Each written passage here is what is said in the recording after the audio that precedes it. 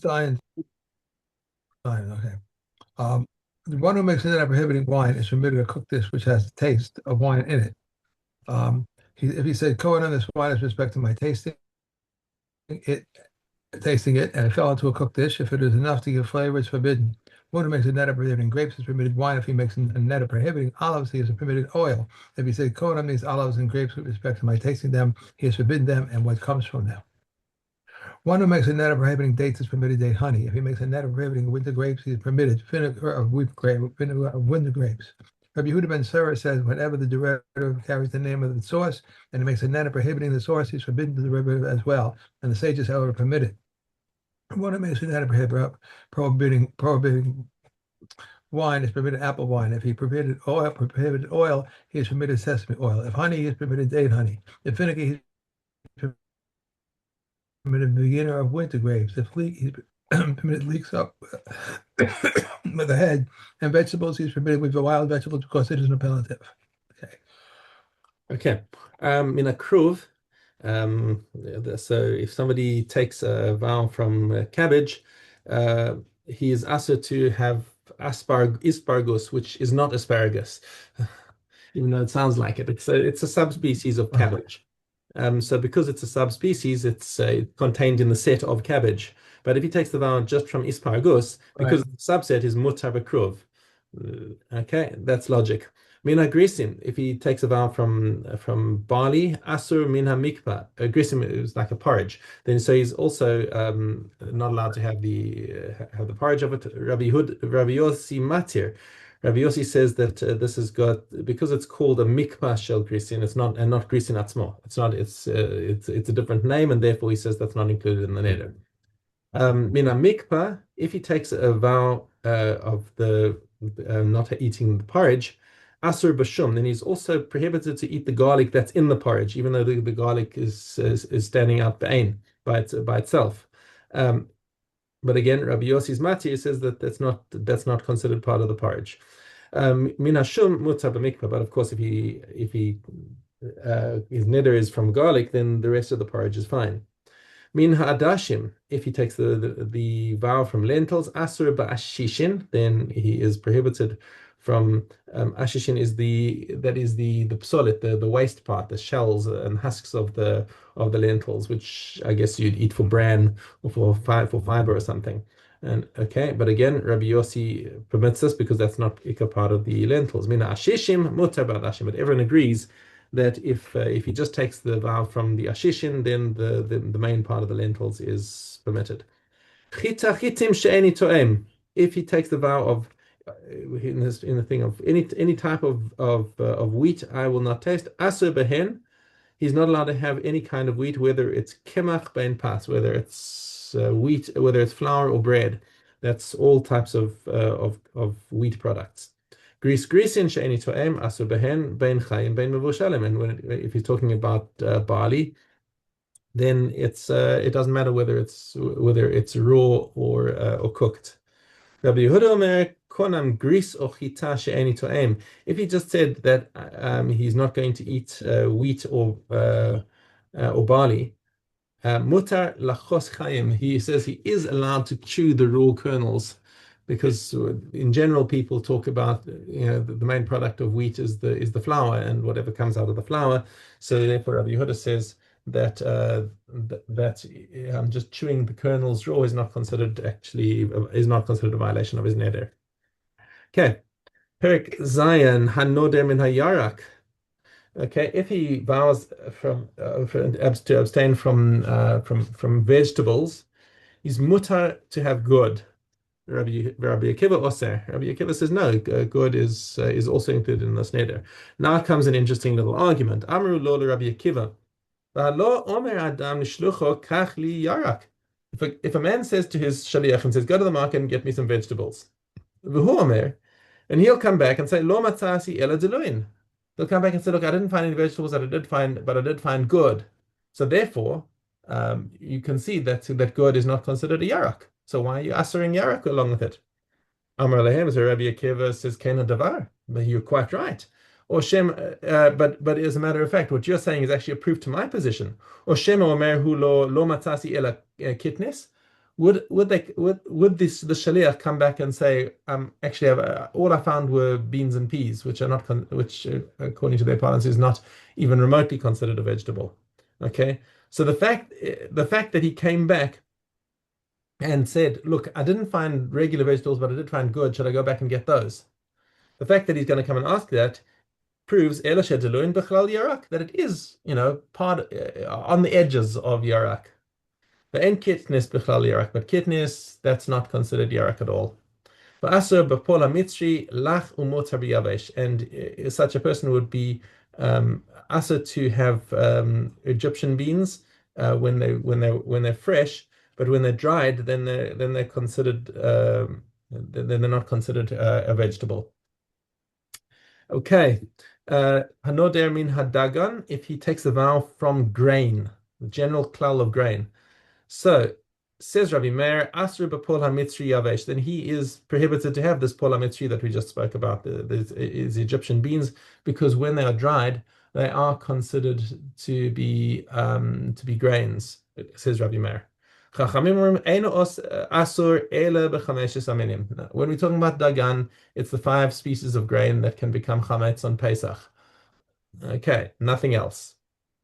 Rabbi Meir Omer hanode min tevua. If he takes a neder from all kinds of produce, eino asur ele b'chameshes haminim. He says produce. That's talking about the five species.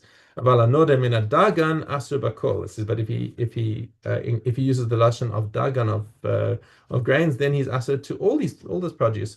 Umotar b'peros ha'ilan of yarak, and but he's allowed to have tree fruits and vegetables. So that's Rabbi Meir's opinion. Again, Chachamim say that Dagan is only referring to the 5 species and nothing else. Okay. Gimel Yud Aleph. Gimel Yud. Yud Aleph. Yud Aleph, right. One who makes a neder prohibiting those who rest on Sabbath is forbidden to begin benefit from Jews and forbidden to benefit from Kuthians. Those who eat garlic is forbidden to benefit from Jews and forbidden to benefit from Kuthians. But the pilgrims to Yerushalayim is forbidden to benefit from Jews, but permitted to benefit from Kuthians. If one says, Kohanim, when I benefit from the descendants of Noah, he is permitted to benefit from Jews, but is forbidden to benefit from Gentiles.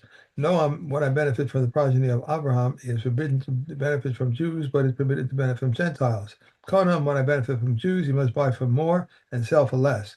Kohanim, when Jews benefit from me, he must buy for less and sell for more if they listen to him. Kohanim,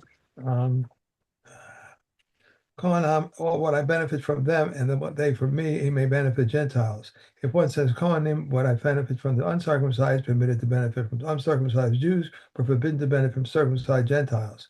Kohanim, what I benefit from the circumcised, is forbidden to benefit from uncircumcised Jews, but is permitted to benefit from circumcised Gentiles. For the term Orla is used only as a general name for Gentiles. As it is said, all the nations are uncircumcised, and the whole house of Israel is circumcised in the heart. Okay. And it says, and this uncircumcised Philistine shall be Shmuel, and it says, lest the dangers of the Philistines rejoice, let the daughters of the circumcised, uncircumcised be jubilant. Also, Azariah says, detestable is the foreskin, for it is but the wicked are disparaged. And as it says, all the nations are uncircumcised. Ishmael says, great circumcision, for concerning the 13 covenants were made. Rabbi Yossi says, greater circumcision, which overrides the strict Shabbos. Rabbi Yeshua ben Korkach says, great is circumcision, for concerning even Moshe the righteous one was not spared for 1 hour. From the comment says, great is circumcision, which overrides the Goyim. Rabbi says, great is circumcision, for despite all the precepts of our forefathers, Abraham were fulfilled, he was not complete until he was circumcised himself, as it says, walk before me and be perfect. Another thing, great is circumcision, for if not for the Holy One, blessed He, no one would have created his world, as it said, so says Hashem, if not for my covenant day and night, the laws of heaven and earth I would not have put in place. Okay. Carry on. That was only one Mishnah, so we've got 2 more to go in. There is no difference between someone prohibited by another to benefit from another and someone prohibited by another to derive food benefit from him, except for trading for foot by foot and utensils not used for food. Someone prohibited by another from deriving food related benefits from another should not lend him a flour sieve or a grain sieve, a mill or an oven, but he may lend him a shirt, a ring, a cloak, earrings, or anything not used for food, A place like these are rented, it is prohibited.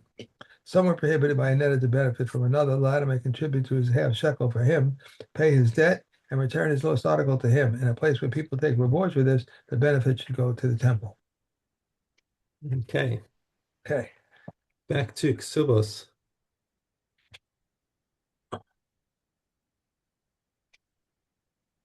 So it was Daled Yud.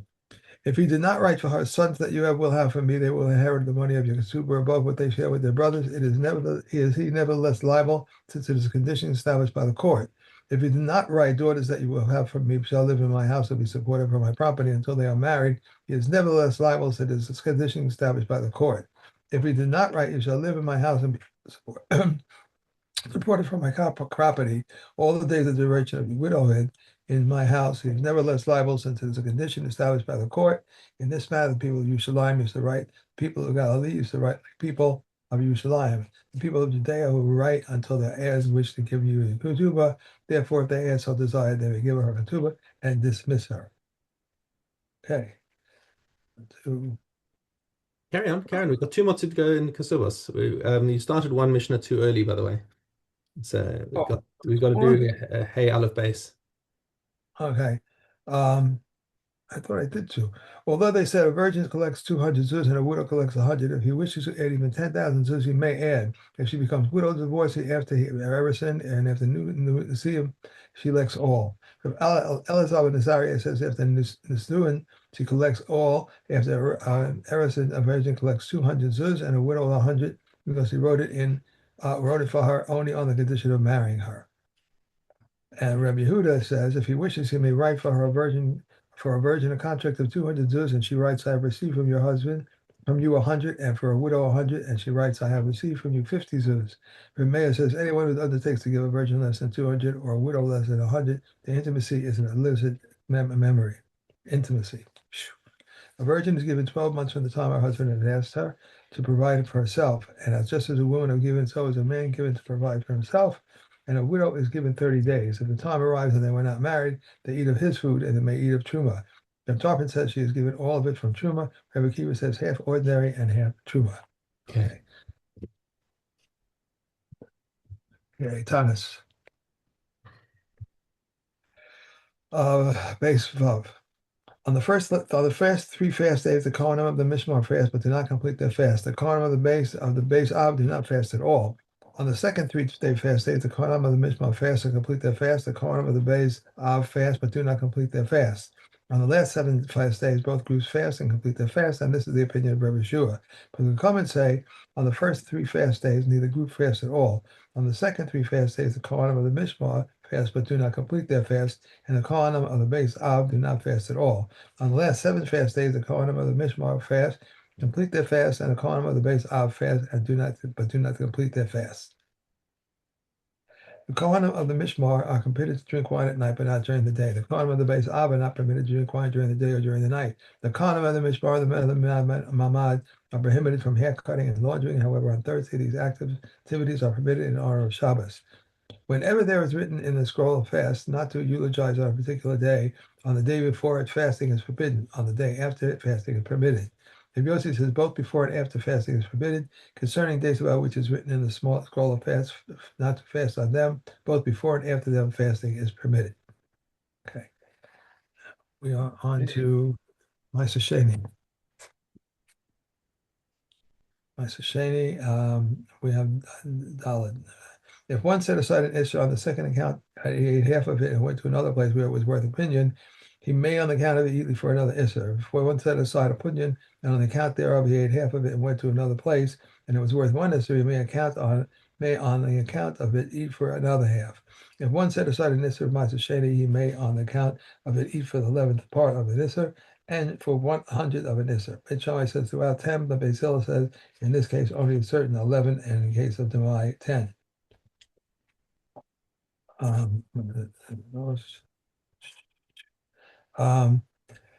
All coins found a chulin, even a dough golden dinner with silver and copper coins. If one found a pacha with them and Meiser was written on it, it is not Meiser.